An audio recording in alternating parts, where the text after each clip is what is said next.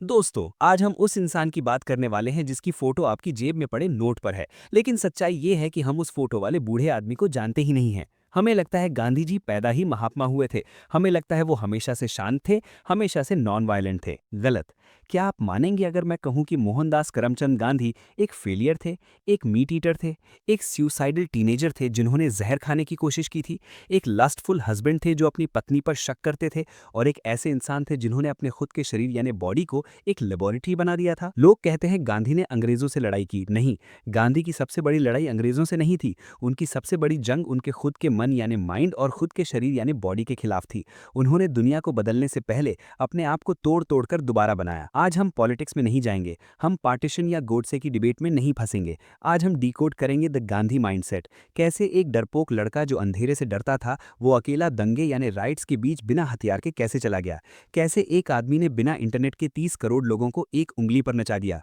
स्वागत है the experiments with truth में। The ordinary boy, fear and lust. Mohandas का जन्म 1869 में पोरबंदर में हुआ। वो कोई जीनियस नहीं थे, पढ़ाई में एवरेज थे, स्पोर्ट्स में जीरो थे। उन्हें भूतों से डर लगता था, वो अंधेरे में अकेले सो नहीं सकते थे। उनकी शादी 13 साल की उम्र में कस्तूरबा से कर दी गई। अपनी autobiography the story of my experiments with truth में गांधी खुलकर लिखते हैं, I was a lustful husband. वो स्कूल में पढ़ते थे लेकिन दिमाग बेडरूम में रहता था। वो अपनी पत्नी को कंट्रोल करना चाहते थे, वो उन पर शक करते थे। वो चाहते थे कस्तूरबा वही करें जो वो कहें। एक इंसिडेंट ने उनकी लाइफ में गहरा जख्म दिया। जब गांधी 16 साल के थे, उनके पिता यानी फादर डेथ बेड पर थे। गांधी अपने पिता के पैर दबा रहे थे, लेकिन उनका मन अपनी पत्नी के पास जाने को कर रहा था। जैसे ही उनके चाचा आए, गांधी वहां से भागकर बेडरूम में चले गए। कुछ ही मिनटों बाद खबर आई कि उनके पिता गुजर गए। गांधी टूट गए। उन्हें लगा, मेरी हवस ने मुझे मेरे पिता के आखिरी पलों से दूर कर दिया। ये वो मोमेंट था जहां गांधी के अंदर गिल्ट पैदा हुआ, और यही गिल्ट आगे चलकर उनकी ब्रह्मचर्य यानी सेलिबेसी की नींव बना। The London dandy, trying to be a gentleman. 1888 में गांधी लॉ पढ़ने लंदन गए। वहां उन्होंने क्या किया? क्या वो साधु बन गए? नहीं, उन्होंने इंग्लिश जेंटलमैन बनने की कोशिश की। उन्होंने महंगे सूट सिलवाए, उन्होंने वायलिन सीखना शुरू किया, उन्होंने फ्रेंच सीखी, उन्होंने डांसिंग क्लासेस ज्वाइन की। वो अंग्रेजों की तरह दिखना चाहते थे, लेकिन वहां उन्हें एक प्रॉमिस याद आया जो उन्होंने अपनी माँ यानी पुतीबाई से दिया था। No meat, no alcohol, no women. London में बिना मीट खाए रहना मुश्किल था। हर चीज में मीट सूप होता था। गांधी भूखे रहते थे। फिर उन्हें एक रेस्टोरेंट मिला जहां वेजिटेरियन खाना मिलता था। वहां उन्होंने एक किताब पढ़ी, plea for vegetarianism by Henry Salt. अब तक वो मीट इसलिए नहीं खा रहे थे क्योंकि माँ ने मना किया था, यानी मजबूरी। इस किताब को पढ़ने के बाद वो चॉइस से वेजिटेरियन बने। उन्होंने समझा कि जानवरों को मारना गलत है। ये उनका पहला एक्सपेरिमेंट था। उन्होंने रियलाइज किया कि मैं अपनी बॉडी को कंट्रोल कर सकता हूँ। The lawyer who couldn't speak. Barrister बनकर गांधी इंडिया वापस आए। बॉम्बे हाईकोर्ट में उनका पहला केस था।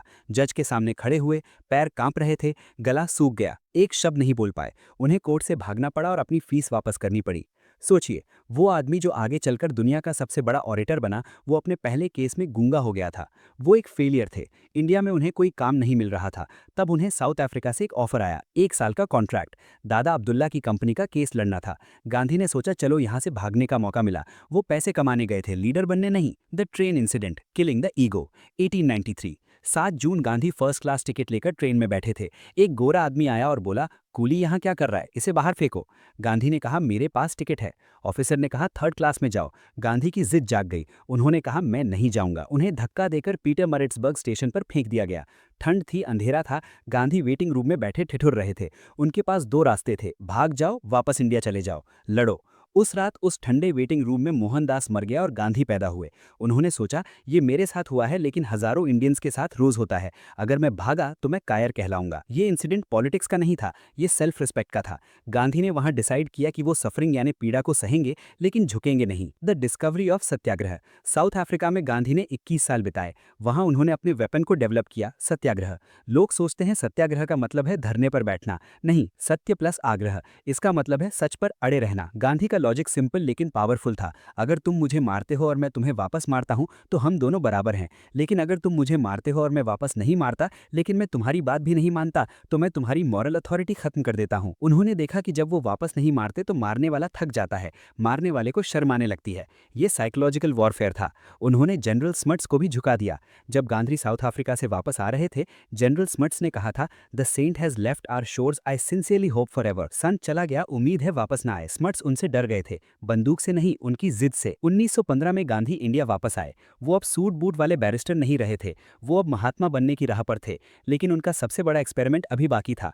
उन्होंने डिसाइड किया कि अगर उन्हें इंडिया को आज़ाद कराना है तो उन्हें पहले अपनी बॉडी को आज़ाद करना होगा, टेस्ट से, सेक्स से, कंफर्ट से। अब हम देखेंगे गांधी द साइंटिस्ट, क्यों उन्होंने नमक खाना छोड़ दिया, क्यों उन्होंने कच्चा खाना खाया, क्यों वो बकरी का दूध पीते थे। हम डिकोड करेंगे उनकी किताब की टू हेल्थ और समझेंगे कि कैसे उन्होंने अपनी बॉडी को एक मशीन बना दिया जो 78 की उम्र में भी दंगे रोकने के लिए नंगे पैर चलती थी। दोस्तों, आजकल सिलिकॉन वैली में बायो हैकिंग का ट्रेंड है।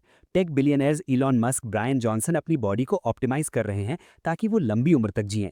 वो फास्टिंग करते हैं, स्पेसिफिक डाइट लेते हैं, डोपामीन कंट्रोल करते हैं। लेकिन दुनिया का ओरिजिनल बायो हैकर कौन था? मोहनदास करमचंद गांधी। गांधी जी ने 1900s में वो एक्सपेरिमेंट्स किए थे जो आज मेडिकल साइंस स्टडी कर रहा है। उन्होंने अपने शरीर यानी बॉडी को एक मशीन बना दिया था। उनका मानना था कि अगर मैं अपनी जीभ यानी टंग को कंट्रोल नहीं कर सकता तो मैं देश को कैसे कंट्रोल करूंगा। वो मानते थे कि टेस्ट यानी स्वाद और लस्ट यानी काम वासना जुड़े हुए हैं। अगर आपने स्वाद पर काबू पा लिया तो आप हवस पर भी काबू पा लेंगे। इसलिए उन्होंने नमक खाना छोड़ दिया, इसलिए वो कच्चा खाना खाते थे, इसलिए वो नीम की पत्ती का पेस्ट खाते थे। लोग कहते हैं वो सीधे साधे थे, नहीं, वो ऑब्सेस थे सेल्फ कंट्रोल से। आज हम उनकी किताब की टू हेल्थ और डाइट रिफॉर्म को डिकोड करेंगे। क्यों एक बैरिस्टर ने सूट उतारकर लंगोटी पहन ली, क्यों उन्होंने दूध पीना पाप समझा। आइए देखते हैं गांधी के किचन और बेडरूम के राज। The return of the stranger 1915।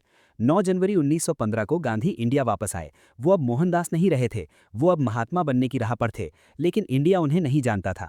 उनके पॉलिटिकल गुरु गोपाल कृष्ण गोखले ने उन्हें एक एडवाइस दी, अगले 1 साल तक तुम अपना मुंह बंद रखोगे और आंखें खुली रखोगे। Keep your ears open and mouth shut. Gandhi ने ये बात मान ली। वो पूरे इंडिया में घूमे, फर्स्ट क्लास में नहीं, थर्ड क्लास में। उन्होंने गरीबी देखी, गंदगी देखी। उन्होंने देखा कि कांग्रेस पार्टी सिर्फ अमीरों का क्लब है जो चाय समोसा खाकर अंग्रेजी में स्पीच देते हैं। गांधी ने सोचा ये लोग इंडिया को आज़ाद नहीं करा सकते, इंडिया गांव में रहता है। इसी दौरान उन्होंने अपना आश्रम साबरमती बनाया। ये आश्रम उनकी लेबोरेटरी थी। यहाँ उन्होंने अपने नए रूल लागू किए। The diet experiments, killing the taste. Gandhi का मानना था कि खाना सिर्फ फ्यूल है, मज़ा नहीं। उन्होंने कई एक्सपेरिमेंट्स किए। The no salt experiment. उन्होंने सालों तक नमक नहीं खाया। उनका लॉजिक था कि नमक से इंद्रियां यानी सेंसेस भड़कती हैं, नमक छोड़ने से गुस्सा और सेक्स ड्राइव कम होती है। The raw food experiment. उन्होंने पकाया हुआ खाना छोड़ दिया, वो सिर्फ भिगोए हुए गेहूं यानी कि सोक्ड व्हीट, कच्ची सब्जियां और फ्रूट्स खाते थे। नतीजा, उन्हें डिसेंट्री यानी पेचिश हो गई।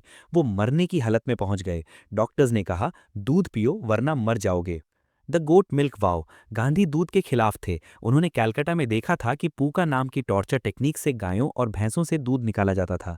उन्होंने कसम खाई, मैं जीवन भर काऊ या बफेलो मिल्क नहीं पीऊंगा। लेकिन जब वो बीमार पड़े तो कस्तूरबा ने कहा, आपने गाय भैंस की कसम खाई है, बकरी की नहीं। गांधी मान गए। वो जिंदगी भर बकरी का दूध पीते रहे। ये उनकी सबसे बड़ी वीकनेस थी जिसे वो मानते थे। ये एक्सपेरिमेंट्स हमें क्या सिखाते हैं कि गांधी अपनी बॉडी को लिमिट तक पुश करते थे। वो जानना चाहते थे कि इंसान कम से कम में कैसे जिंदा रह सकता है। ब्रह्मचर्य, द वॉर ऑन लस्ट 1906। अब आते हैं सबसे कंट्रोवर्शियल टॉपिक पर, ब्रह्मचर्य, सेलिबेसी। गांधी की शादी हो चुकी थी, उनके 4 बेटे थे। लेकिन 1906 में 37 साल की उम्र में उन्होंने साउथ अफ्रीका में ब्रह्मचर्य वाव लिया। उन्होंने अपनी पत्नी कस्तूरबा से कहा, अब से हम पति पत्नी की तरह नहीं, दोस्त की तरह रहेंगे, नो मोर सेक्सुअल रिलेशंस। क्यों? क्या वो साधु बनना चाहते थे? नहीं, उनका लॉजिक साइंटिफिक यानी कि उनके हिसाब से था। वो मानते थे कि सीमेन यानी वीर्य इंसान की वाइटल एनर्जी है। अगर आप इसे बचाकर रखेंगे तो ये ओजस यानी स्पिरिचुअल पावर में बदल जाएगा। इस एनर्जी से आप बिना थके काम कर सकते हैं।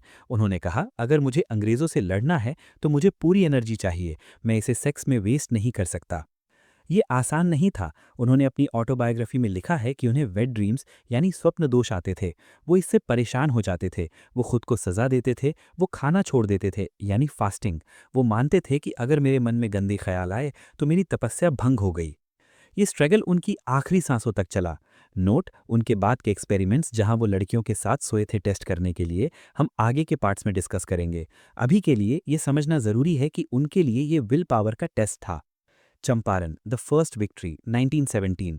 अब तक गांधी महात्मा नहीं थे, वो सिर्फ मिस्टर गांधी थे। 1917 में एक गरीब किसान राजकुमार शुक्ला उनके पीछे पड़ गया। गांधी जी, चंपारण चलिए, अंग्रेज हमें लूट रहे हैं।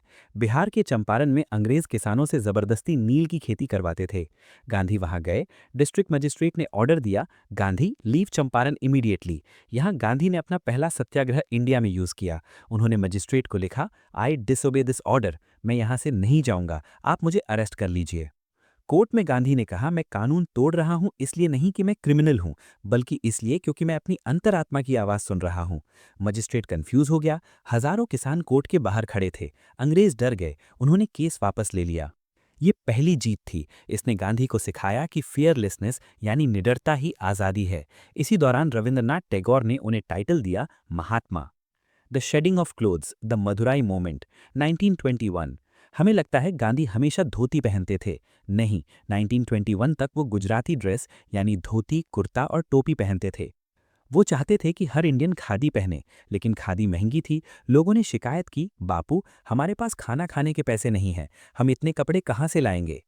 22 सितंबर 1921, मदुरई, तमिलनाडु। गांधी ट्रेन में थे। उन्होंने किसानों को देखा जो सिर्फ एक लंगोटी में खेती कर रहे थे। उन्होंने सोचा, अगर मैं इनका नेता हूं और मैं पूरे कपड़े पहनता हूं तो मैं इनका दुख कैसे समझूंगा। अगले दिन उन्होंने अपना कुर्ता, टोपी और धोती उतार दी। उन्होंने सिर्फ एक छोटी सी धोती यानी लंगोटी पहनी। उन्होंने कहा, जब तक इंडिया के हर आदमी के पास कपड़े नहीं होंगे, मैं भी नंगा रहूंगा। चर्चिल ने उन्हें हाफ नेकेड फकीर कहा, लेकिन गांधी ने इसे अपना बैज ऑफ ऑनर बना लिया। सोचिए, दुनिया के सबसे बड़े एम्पायर से लड़ने वाला आदमी नंगा लड़ रहा था। ये सिंप्लिसिटी का एक्सट्रीम लेवल था। द चरखा, a weapon not a toy. Gandhi ने चरखा को कांग्रेस का सिंबल बनाया। क्यों? क्या वो चाहते थे हम पीछे चले जाएं? नहीं, वो इकोनॉमिक फ्रीडम चाहते थे। वो जानते थे कि अंग्रेज इंडिया से कपास सस्ते में लेते हैं, मैनचेस्टर में कपड़ा बनाते हैं और वापस इंडिया में महंगा बेचते हैं। उन्होंने कहा, हम अपना कपड़ा खुद बनाएंगे। चरखा सिर्फ सूत काटने के लिए नहीं था, ये मेडिटेशन था। गांधी रोज 1 घंटा चरखा चलाते थे, चाहे वो कितने भी बिजी हों। ये उनका डिसिप्लिन था। इसने गरीब और अमीर के बीच का फासला मिटा दिया। जवाहरलाल नेहरू हों या अंबानी, सबको चरखा चलाना पड़ता था अगर वो गांधी के साथ काम करना चाहते थे। 1920s आते आते गांधी इंडिया के अनडिस्प्यूटेड लीडर बन चुके थे। उन्होंने नॉन कोऑपरेशन मूवमेंट लॉन्च किया। 30 करोड़ लोग उनके कहने पर सड़क पर आ गए। स्टूडेंट्स ने स्कूल छोड़ा, लॉयर्स ने कोर्ट छोड़ा। ऐसा लगा कि आज़ादी बस मिलने ही वाली है। अंग्रेज डर गए थे। लेकिन फिर चौरी चौरा हो गया। एक गलती, एक हिंसा, और गांधी ने वो किया जो कोई पॉलिटिशियन नहीं करता। उन्होंने जीता हुआ मैच वापस ले लिया। उन्होंने मूवमेंट कैंसिल कर दिया। लोगों ने कहा, बूढ़ा पागल हो गया है। भगत सिंह जैसे युवा नेताओं का दिल टूट गया। क्यों किया गांधी ने ऐसा? क्या वो डर गए थे या उनका विजन कुछ और था? आगे हम देखेंगे the mass leader and the great betrayal. क्यों उन्होंने नॉन कोऑपरेशन रोका? भगत सिंह और सुभाष चंद्र बोस के साथ उनके रिश्ते कैसे थे? और कैसे उन्होंने दांडी मार्च से दुनिया को हिला दिया? तो दोस्तों, इमेजिन कीजिए, आप क्रिकेट मैच जीतने ही वाले हैं, सिर्फ 1 रन चाहिए और आपके पास 10 विकेट हैं, और अचानक आपका कैप्टन फील्ड से वापस आ जाता है और कहता है, हम ये मैच नहीं खेलेंगे, हम डिस्क्वालीफाई होना पसंद करेंगे। ऐसा ही कुछ हुआ था 1922 में। गांधी जी का नॉन कोऑपरेशन मूवमेंट, असहयोग आंदोलन अपने पीक पर था। अंग्रेज डर गए थे। स्टूडेंट्स, लॉयर्स, किसान सब सड़क पर थे। ऐसा लग रहा था कि अगले महीने आज़ादी मिल जाएगी। लेकिन तब एक छोटी सी जगह, चौरी चौरा, गोरखपुर, यूपी में कुछ ऐसा हुआ जिसने हिस्ट्री बदल दी। भीड़ गुस्से में आ गई। उन्होंने पुलिस स्टेशन को आग लगा दी। 22 पुलिसमैन जिंदा जल गए। गांधी जी को खबर मिली। उन्होंने कहा, I have committed a Himalayan blunder, यानी मैंने हिमालय जितनी बड़ी गलती कर दी है। उन्होंने कहा, इंडिया अभी आज़ादी के लिए तैयार नहीं है। अगर हमने हिंसा से आज़ादी ली तो हम हमेशा हिंसा ही करेंगे। उन्होंने मूवमेंट वापस ले लिया। पूरा देश शॉक में था। सुभाष चंद्र बोस रो पड़े। जवाहरलाल नेहरू जेल में गुस्से से पागल हो गए। यंग रेवोल्यूशनरीज भगत सिंह और चंद्रशेखर आज़ाद का गांधी पर से विश्वास उठ गया। उन्होंने सोचा, बूढ़ा सथिया गया है। लोगों ने गांधी को गद्दार कहा। लेकिन आज पीछे मुड़कर देखें तो शायद गांधी सही थे। अगर 1922 में इंडिया आज़ाद होता, यानी हिंसा के दम पर, तो शायद हमारा हाल आज पाकिस्तान या अफगानिस्तान जैसा होता, जहां डेमोक्रेसी नहीं, बंदूक राज करती है। गांधी विजन देख रहे थे, लोग सिर्फ प्रेजेंट देख रहे थे। The years of silence, 1922 to 1929। Movement वापस लेने के बाद गांधी जेल गए। जब वो बाहर आए तो कांग्रेस बिखर चुकी थी। हिंदू मुस्लिम दंगे हो रहे थे। गांधी पॉलिटिक्स से दूर हो गए। 6 साल तक वो आश्रम में रहे। लोगों को लगा गांधी खत्म हो गए हैं। लेकिन वो रिटायर नहीं हुए थे, वो रीलोड कर रहे थे। वो गांव-गांव जाकर चरखा और सफाई यानी सैनिटेशन सिखा रहे थे। वो अपनी आर्मी यानी आम आदमी को प्रिपेयर कर रहे थे अगले बड़े हमले के लिए। The master stroke, the salt march 1930। 1930 में गांधी वापस आए। उन्होंने अंग्रेजों को एक लेटर लिखा, अगर तुमने मेरी 11 मांगे नहीं मानी तो मैं नमक कानून तोड़ूंगा। वाइसरॉय लॉर्ड इरविन हंस पड़े। नमक? ये क्या मजाक है? कोई नमक के लिए क्रांति करता है? मीडिया ने भी मजाक उड़ाया, लेकिन गांधी का दिमाग कंप्यूटर से तेज चलता था। उन्होंने नमक क्यों चुना? नमक हिंदू भी खाता है, मुस्लिम भी। नमक अमीर भी खाता है, गरीब भी। नमक हर घर की जरूरत है।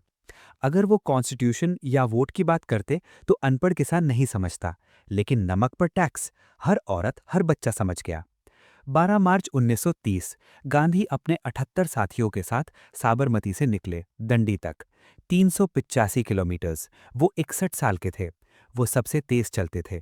मीडिया, अमेरिकन और ब्रिटिश रिपोर्टर्स उनके पीछे भागने लगी।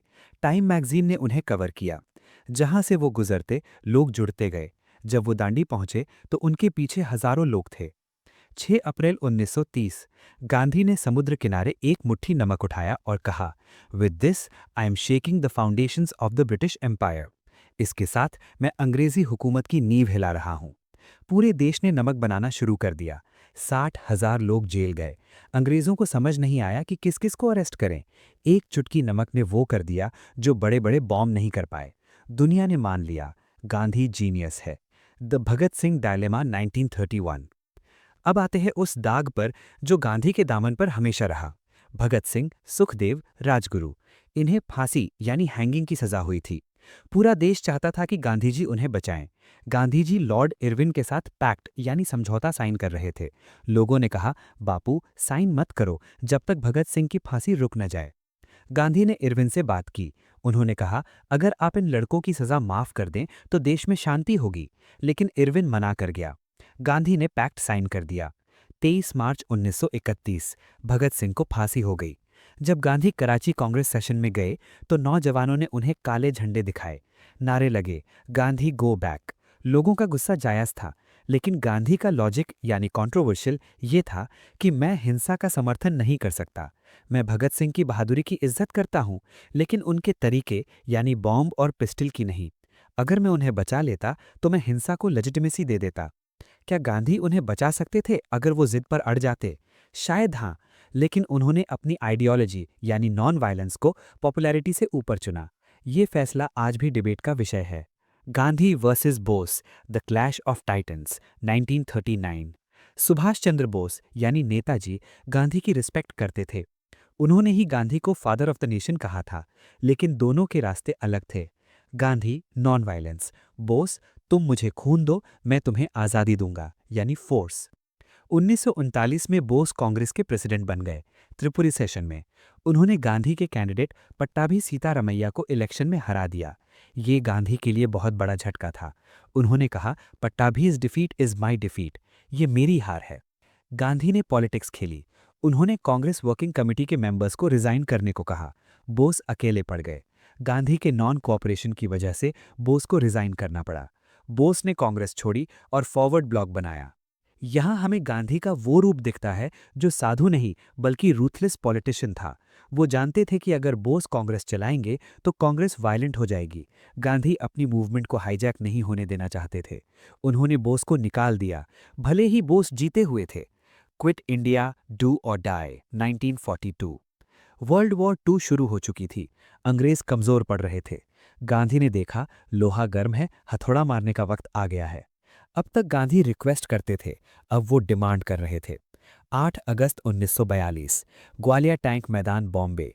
गांधी ने अपना सबसे आखिरी और सबसे बड़ा नारा दिया, करो या मरो, डू और डाई। उन्होंने अंग्रेजों से कहा, क्विट इंडिया, भारत छोड़ो। उन्होंने कहा, अब कोई समझौता नहीं, हमें पूरी आज़ादी चाहिए। उसी रात अंग्रेजों ने गांधी, नेहरू, पटेल सबको अरेस्ट कर लिया। लेकिन तीर कमान से निकल चुका था। बिना लीडर्स के भी देश लड़ता रहा। पुलिस स्टेशंस चलाए गए, ट्रेन्स रोकी गई। ये आखिरी धक्का था जिसने अंग्रेजी हुकूमत की कमर तोड़ दी। 1945 में वॉर खत्म हुई। अंग्रेजों ने मान लिया कि अब हम इंडिया पर राज नहीं कर सकते। आज़ादी मिलने वाली थी। गांधी का सपना पूरा होने वाला था। लेकिन गांधी खुश नहीं थे। क्योंकि आज़ादी के साथ एक और चीज़ आ रही थी, पार्टीशन यानी बंटवारा। जिन्ना पाकिस्तान मांग रहे थे, हिंदू और मुस्लिम एक दूसरे के खून के प्यासे थे। गांधी ने कहा था, vivisection of India is vivisection of my body, यानी इंडिया का बंटवारा मेरे शरीर के टुकड़े करने जैसा है। अब हम देखेंगे द ब्रोकन सेंट।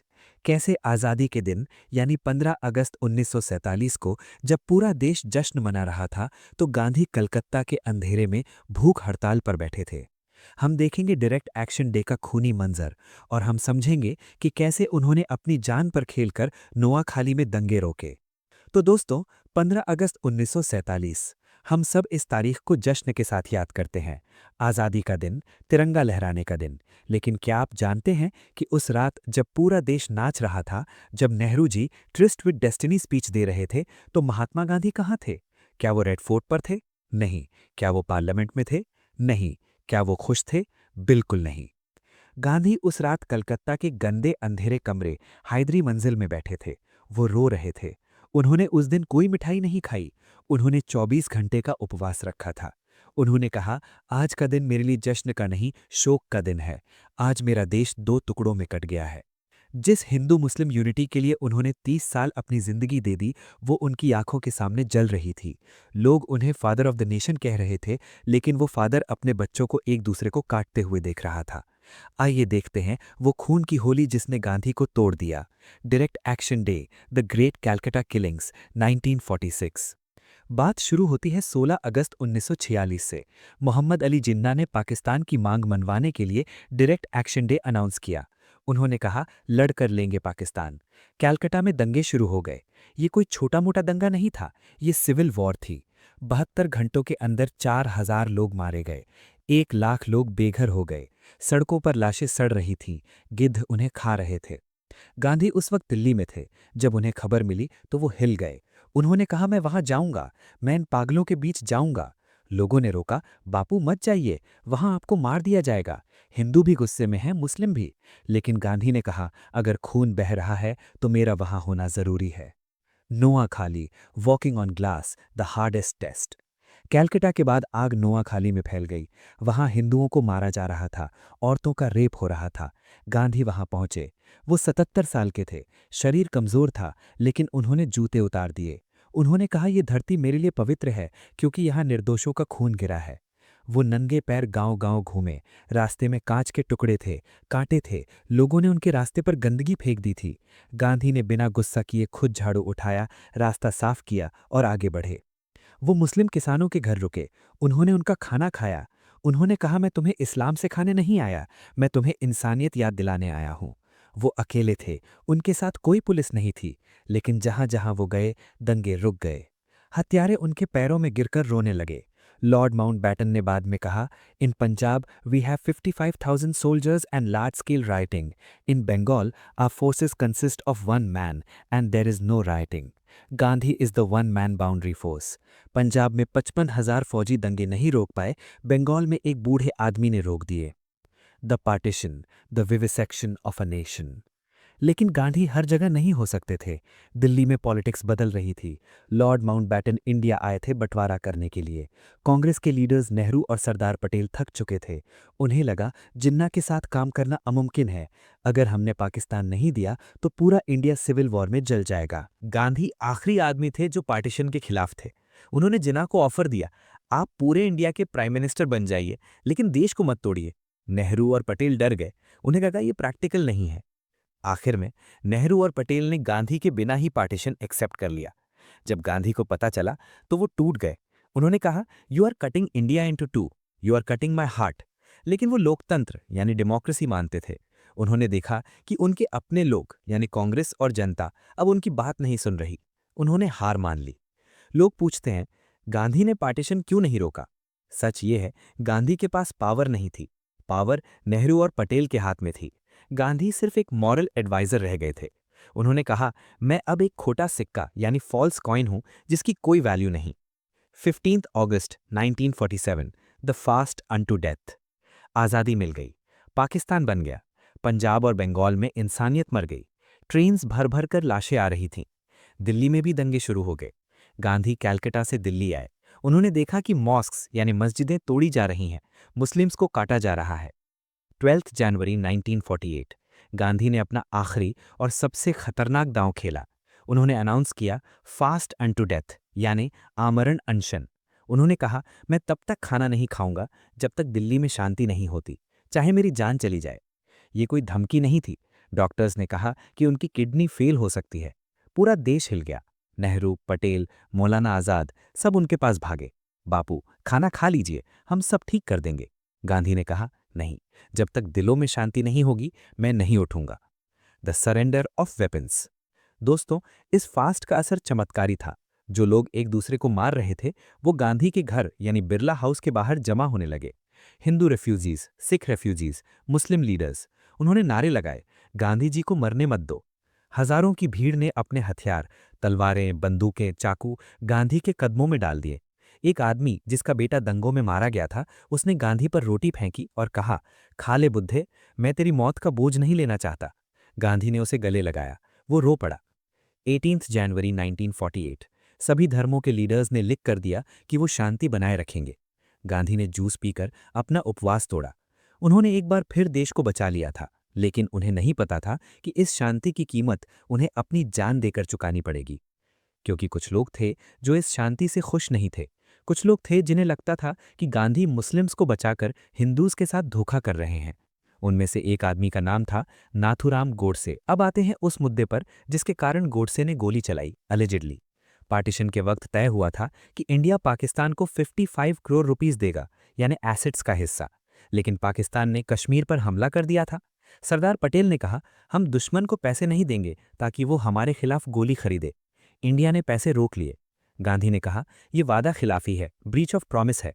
अगर हमने वादा किया है तो हमें पैसे देने होंगे, चाहे वो हमारे दुश्मन ही क्यों न हो। मॉरल हाई ग्राउंड हमारे पास होना चाहिए। उन्होंने इसके लिए भी फास्ट रखा। सरकार को झुकना पड़ा। पैसे रिलीज कर दिए गए। इसने कट्टरपंथी ग्रुप्स को पागल कर दिया। उन्हें लगा गांधी देश बेच रहे हैं। उन्हें लगा इस बूढ़े को मरना होगा। जनवरी 1948 का आखिरी हफ्ता। गांधी जी को पता था कि उनका अंत यानी एंड करीब है। 28 जनवरी को उनकी प्रेयर मीटिंग में एक बम फटा था। मदन लाल पाहवा ने फेंका था। पुलिस ने कहा, बापू हम आपकी सिक्योरिटी बढ़ाना चाहते हैं, आपको सर्च करना पड़ेगा। गांधी ने मना कर दिया। उन्होंने कहा, मेरी सुरक्षा भगवान राम करेंगे। अगर मुझे मरना है तो मैं मुस्कुराते हुए मरना चाहता हूं। गोली मेरे सीने पर लगनी चाहिए, पीठ पर नहीं। आगे हम देखेंगे द असैसिनेशन। 30 जनवरी 1948 शाम के 5:17 बजे हम देखेंगे नाथूराम गोडसे का वो आखिरी पल। हम समझेंगे गोडसे की आइडियोलॉजी वर्सेस गांधी की आइडियोलॉजी, और हम देखेंगे वो आखिरी यात्रा जिसमें 20 लाख लोग शामिल हुए थे। तो दोस्तों, क्या आपको पता है कि गांधी जी को पता था कि वो मरने वाले हैं? 28 जनवरी 1948 मौत से 10 दिन पहले उनकी प्रेयर मीटिंग में एक बम फटा था। हमला करने वाला लड़का मदनलाल पाहवा पकड़ा गया। उसने पुलिस को बताया, हम अकेले नहीं हैं, हमारा ग्रुप बापू को मारने आया है। Police, home minister Sardar Patel डर गए। उन्होंने गांधी से कहा, बापू हम बिरला हाउस के गेट पर पुलिस लगाएंगे, हर आदमी की तलाशी लेंगे। गांधी ने गुस्से में कहा, अगर मुझे अपनी जान बचाने के लिए अपनी ही जनता से डरना पड़े तो मैं जिंदा रहना नहीं चाहता। अगर मेरी मौत लिखी है तो मैं मुस्कुराते हुए मरना चाहूंगा, डर कर नहीं। उन्होंने पुलिस प्रोटेक्शन लेने से मना कर दिया। वो जानते थे कि नाथूराम गोडसे और नारायण अप्टे दिल्ली में हैं। वो जानते थे कि हवा में जहर है, लेकिन वो निडर थे। उन्होंने कहा था, अगर कोई मुझे गोली मारे तो मेरे मुंह से आखिरी शब्द हे राम निकलना चाहिए, और मेरे दिल में उसके लिए गुस्सा नहीं होना चाहिए। आइए देखते हैं वो आखिरी दिन जब लाइट हमेशा के लिए बुझ गई। The assassin who was Nathuram Godse. इससे पहले कि गोली चले, हमें गोली चलाने वाले को समझना होगा। नाथूराम विनायक गोडसे। वो कोई क्रिमिनल नहीं था, वो कोई पागल नहीं था। वो एक पढ़ा लिखा जर्नलिस्ट था, एडिटर ऑफ हिंदू राष्ट्र। वो वीर सावरकर का फॉलोवर था। गोडसे का मानना था कि गांधी हिंदू विरोधी यानी एंटी हिंदू हैं। उसके हिसाब से गांधी ने मुस्लिम्स को खुश करने के लिए पार्टीशन बना लिया। गांधी ने पाकिस्तान को 55 करोड़ दिलवाए जब वो हमारे सोल्जर्स को मार रहे थे। गांधी ने हिंदी को नेशनल लैंग्वेज नहीं बनने दिया, वो हिंदुस्तानी चाहते थे। गोडसे ने कोर्ट में कहा था, मैंने गांधी का वध किया है, हत्या नहीं, क्योंकि गांधी देश के लिए कैंसर बन चुके थे। अगर मैं उन्हें नहीं मारता तो इंडिया एक इस्लामिक स्टेट बन जाता। ये गोडसे की आइडियोलॉजी थी, फैक्ट्स नहीं। गोडसे ने गांधी के पैर छुए थे गोली मारने से पहले। क्यों? क्योंकि वो गांधी के त्याग की इज्जत करता था, लेकिन उनकी पॉलिटिक्स से नफरत करता था। ये लड़ाई दो इंसानों की नहीं थी, ये लड़ाई दो विचारधाराओं यानी आइडियोलॉजीज की थी। अखंड भारत यानी फोर्स वर्सेस अहिंसा यानी पीस। द लास्ट डे 30 जनवरी 1948। सुबह के 3:30 AM गांधी हमेशा की तरह उठे, प्रेयर की, उन्होंने अपना काम शुरू किया। उस दिन उन्होंने एक डॉक्यूमेंट लिखा जिसे बाद में Gandhi's last will and testament कहा गया। इसमें उन्होंने लिखा था, कांग्रेस पार्टी को अब खत्म कर देना चाहिए। इसे पॉलिटिकल पार्टी नहीं बल्कि लोक सेवक संघ यानी पब्लिक सर्विस ऑर्गेनाइजेशन बन जाना चाहिए। अगर ये हो जाता तो आज इंडिया की पॉलिटिक्स अलग होती। दोपहर में सरदार पटेल उनसे मिलने आए। सरदार पटेल और नेहरू के बीच मतभेद थे। गांधी दोनों को साथ रखना चाहते थे। बात लंबी चली। शाम के 5 PM हो गए। प्रेयर मीटिंग का टाइम हो गया था। गांधी लेट होना पसंद नहीं करते थे। उन्होंने पटेल से कहा, मुझे जाना होगा, जनता इंतजार कर रही है। 5:17 PM। 3 bullets that shook the world. Gandhi अपने कमरे से निकले। वो अपनी 2 पोतियों अभा और मनु के कंधों पर हाथ रखकर चल रहे थे। वो उन्हें अपनी वॉकिंग स्टिक्स कहते थे। रास्ते में उन्होंने मजाक किया, आज मैं 10 मिनट लेट हूं, मुझे बिल्कुल पसंद नहीं। वो गार्डन में पहुंचे। भीड़ उनका इंतजार कर रही थी।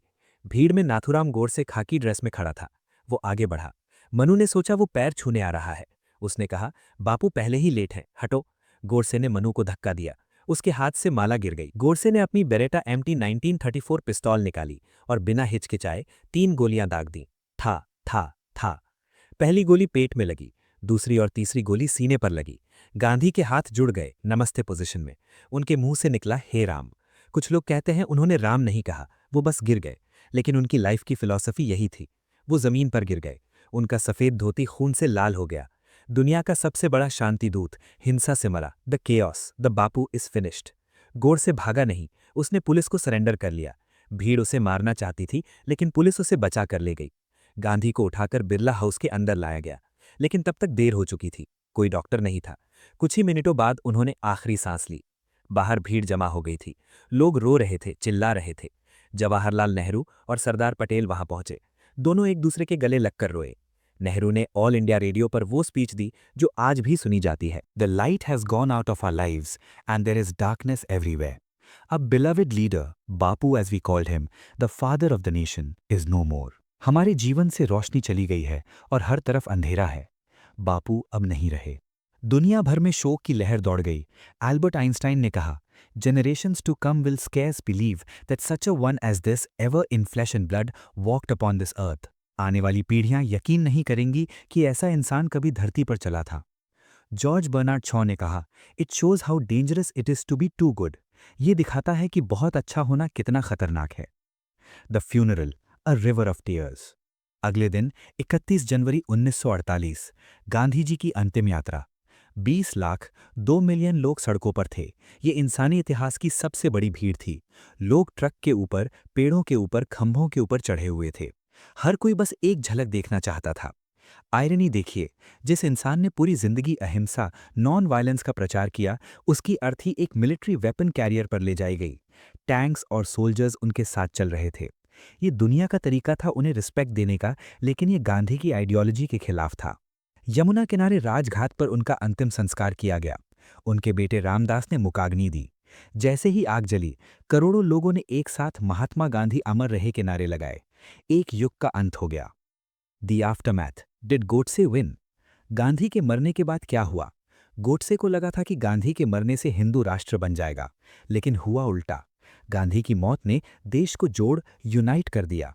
जो दंगे हो रहे थे वो अचानक रुक गए। लोगों को शर्म आई कि उन्होंने अपने बाप को मार दिया। आरएसएस, राष्ट्रीय स्वयंसेवक संघ पर बैन लगा दिया गया कुछ वक्त के लिए। हिंदू महासभा बदनाम हो गई। कम्युनलिज्म, सांप्रदायिकता अगले 40 सालों के लिए इंडिया की पॉलिटिक्स से गायब हो गया। गोडसे को फांसी की सजा हुई 15 नवंबर 1949। गांधी के बेटों ने गोडसे की सजा माफ करवाने की कोशिश की क्योंकि गांधी डेथ पेनल्टी के खिलाफ थे, लेकिन सरकार ने कहा कानून अपना काम करेगा। गोडसे मर गया, लेकिन उसका सवाल आज भी जिंदा है, क्या गांधी सही थे या गोडसे? दोस्तों, गांधी का शरीर जल गया, लेकिन उनके विचारों का क्या हुआ? क्या हमने गांधी को मंदिर में बिठाकर उन्हें भुला दिया है? आज हम उनकी फोटो नोट पर छापते हैं, लेकिन उनकी बात कितने लोग मानते हैं? आज का यूथ कंफ्यूज्ड है। एक तरफ गांधी हैं, शांति, दूसरी तरफ गोडसे, पावर। एक तरफ चरखा है, दूसरी तरफ एटॉमिक बॉम्ब। हमें क्या चूज करना चाहिए? क्या गांधी के आइडियाज आज के डॉग ईट डॉग वर्ल्ड में प्रैक्टिकल हैं? आगे द फिनाले में हम निकालेंगे top 5 life lessons from Mahatma Gandhi. हम बात करेंगे सेल्फ डिसिप्लिन, फियरलेसनेस और मिनिमलिज्म की। हम देखेंगे कि कैसे स्टीव जॉब्स और मार्टिन लूथर किंग जूनियर ने गांधी को कॉपी करके दुनिया बदल दी। तैयार रहिए द फाइनल वर्डिक्ट के लिए। दोस्तों, 30 जनवरी 1948 को एक शरीर मरा था, लेकिन उस दिन एक विचार अमर हो गया। आज इंडिया में हम गांधी को लेकर कंफ्यूज्ड हैं। कुछ लोग उन्हें फादर मानते हैं, कुछ लोग मजबूरी मानते हैं, लेकिन इंडिया के बाहर गांधी एक सुपर हीरो हैं। मार्टिन लूथर किंग जूनियर ने कहा था, Christ gave me the message, Gandhi gave me the method. ईसा मसीह ने मुझे संदेश दिया, गांधी ने मुझे तरीका दिया। नेल्सन मंडेला ने 27 साल जेल में बिताए, लेकिन उन्होंने कभी हिंसा नहीं की। क्यों? क्योंकि उनके पास गांधी की फोटो थी। Steve jobs, Apple founder, Gandhi को अपना आइडियल मानते थे। उन्होंने वो राउंड ग्लासेस, गोल चश्मा गांधी से इंस्पायर होकर पहनना शुरू किया था। सवाल ये है, दुनिया के सबसे बड़े इनोवेटर्स और लीडर्स गांधी के सामने क्यों झुकते हैं? क्योंकि गांधी ने दुनिया को एक नया ऑपरेटिंग सिस्टम दिया था। उन्होंने बताया कि ताकत बंदूक में नहीं, विल पावर में होती है। आज हम उन्हें जज नहीं करेंगे, हम उन्हें डिकोड करेंगे। आप गांधी से प्यार करें या नफरत, आप उनके माइंडसेट को इग्नोर नहीं कर सकते। एक आदमी जिसने बिना इंटरनेट के, बिना फोन के, बिना पैसे के दुनिया के सबसे बड़े एम्पायर को हरा दिया। कैसे? यहाँ है 5 सुपर ह्यूमन लेसन्स जो आप अपनी लाइफ में अप्लाई कर सकते हैं। Top 5 life lessons from Mahatma Gandhi, the blueprint. Lesson 1, the power of no. आज हम एक कंज्यूमरिस्ट सोसाइटी में रहते हैं। मुझे नया आईफोन चाहिए, मुझे नई कार चाहिए, मुझे बड़ा घर चाहिए। हम चीज़ों के गुलाम हैं। गांधी के पास मरते वक्त क्या था? एक चश्मा, एक घड़ी, एक चप्पल, 2 कटोरी, बस। उन्होंने दुनिया को दिखाया कि लेस इज मोर। उन्होंने कहा, earth provides enough to satisfy every man's needs but not every man's greed. धरती के पास सबकी जरूरत के लिए काफी है, लेकिन लालच के लिए नहीं। Application for you. अपनी लाइफ को डीक्लटर करो। जितनी कम चीजें होंगी उतना कम स्ट्रेस होगा। स्टीव जॉब्स हमेशा एक ही तरह के कपड़े पहनते थे। Mark Zuckerberg grey T shirt पहनते हैं। क्यों? ताकि वो कपड़े चूज करने में दिमाग ना लगाएं। गांधी ने ये 100 साल पहले किया था। Simplify your life. Lesson 2, walk the talk, integrity. एक बार एक औरत अपने बच्चे को लेकर गांधी के पास आई। बापू, ये बच्चा चीनी बहुत खाता है, इसे मना कीजिए। गांधी ने कहा, 1 हफ्ते बाद आना। 1 हफ्ते बाद वो वापस आई। गांधी ने बच्चे से कहा, बेटा चीनी मत खाया करो। औरत ने पूछा, बापू ये आपने पिछले हफ्ते क्यों नहीं कहा? गांधी ने मुस्कुराकर कहा, क्योंकि पिछले हफ्ते मैं खुद चीनी खाता था। मैं वो बात दूसरों को नहीं बोल सकता जो मैं खुद फॉलो नहीं करता। आज के लीडर्स, इन्फ्लुएंसर्स और पेरेंट्स क्या करते हैं? खुद फोन चलाते हैं और बच्चों को बोलते हैं पढ़ाई करो। खुद जंक फूड खाते हैं और हेल्थ टिप्स देते हैं। Application for you, be congruent. अगर आप चाहते हैं लोग आपकी इज्जत करें, तो पहले वो बनो जो आप बोलते हो। My life is my message. आपका चरित्र आपकी स्पीच से ज्यादा जोर से बोलता है। Lesson 3, forgiveness is for the brave, strength. लोग सोचते हैं माफ करना कमजोरी है, बदला लेना ताकत है। गांधी ने कहा उल्टा है। कमजोर आदमी कभी माफ नहीं कर सकता। माफ करना ताकतवर का काम है। जब उन्हें साउथ अफ्रीका में ट्रेन से फेंका गया, उन्होंने उस ऑफिसर पर केस नहीं किया। जब उन्हें गोडसे ने गोली मारी, उन्होंने नफरत नहीं की। उन्होंने कहा, हे राम। क्योंकि जब आप किसी से नफरत करते हैं तो आप उस इंसान को अपने दिमाग में रेंट फ्री जगह देते हैं। आपका बीपी बढ़ता है, आपका टाइम वेस्ट होता है। माफ करके आप दूसरे पर एहसान नहीं करते, आप खुद को आजाद करते हैं। Application for you. अगर किसी ने आपका दिल तोड़ा है या धोखा दिया है, उसे माफ कर दो। इसलिए नहीं कि वो डिजर्व करता है, बल्कि इसलिए कि आप पीस डिजर्व करते हो। बदला लेने में एनर्जी वेस्ट मत करो। An eye for an eye makes the whole world blind. Lesson 4, satyagraha यानी जिद या परसिस्टेंस। जब गांधी दांडी के लिए निकले तो वो 61 साल के थे। रास्ता 385 किलोमीटर लंबा था। लोगों ने कहा, ये बूढ़ा मर जाएगा, लेकिन वो रुके नहीं, वो चलते गए। उन्होंने कहा, मैं तब तक वापस नहीं आऊंगा जब तक नमक कानून टूट नहीं जाता। ये जिद थी। सत्याग्रह का असली मतलब है सच के लिए जिद्दी हो जाना। आज का यूथ जल्दी गिव अप कर देता है। एक बार ट्राई किया, फेल हो गया, छोड़ दिया। Application for you. अगर आपका गोल सही है, एग्जाम, स्टार्टअप, फिटनेस, तो जिद्दी बन जाओ। रास्ते में दर्द होगा, लोग मजाक उड़ाएंगे, पैरों में छाले पड़ जाएंगे, लेकिन रुकना मत।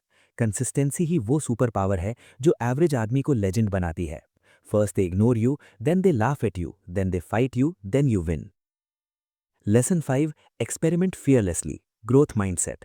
गांधी की किताब का नाम क्या है? The story of my experiments with truth. उन्होंने अपनी लाइफ को एक प्रोजेक्ट की तरह ट्रीट किया। उन्होंने गलती की, मीट खाया, चोरी की, झूठ बोला, लेकिन उन्होंने हर गलती से सीखा और खुद को अपग्रेड किया। वो मरते दम तक सीख रहे थे। बंगाली सीख रहे थे नोआखली में। Application for you. गलती करने से मत डरो, फेल होने से मत डरो। लाइफ एक लेबोरेटरी है, नई चीज़ें ट्राई करो। अगर फेल हुए तो लेसन मिला, अगर पास हुए तो सक्सेस मिली। बस रुकना मत। Live as if you were to die tomorrow, learn as if you were to live forever. The eternal question, what if. सोचिए दोस्तों, अगर 30 जनवरी 1948 को गोडसे की बंदूक जैम हो जाती, अगर गांधी 10 साल और जिंदा रहते तो क्या होता? शायद पाकिस्तान के साथ हमारे रिश्ते बेहतर होते। शायद कांग्रेस करप्शन से बची रहती क्योंकि गांधी उसे डिसॉल्व करना चाहते थे। शायद इंडिया का कॉन्स्टिट्यूशन ज़्यादा इंडियन होता, पंचायत राज बेस्ड। हम कभी नहीं जान पाएंगे। लेकिन एक बात पक्की है, गांधी जी सिर्फ एक इंसान नहीं थे, वो एक मिरर, आईना थे। जब हम उन्हें देखते हैं तो हमें अपनी कमियां दिखती हैं, इसलिए हम उन्हें तोड़ना चाहते हैं, गोट से बनकर। लेकिन हम जितना उन्हें तोड़ने की कोशिश करते हैं, वो उतने बड़े होते जाते हैं।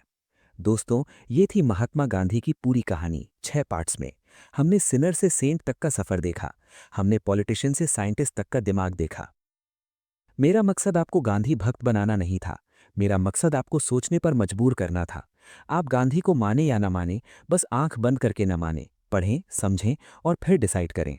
अगर आपको ये deep dive documentary style series पसंद आई तो इसे शेयर ज़रूर करें।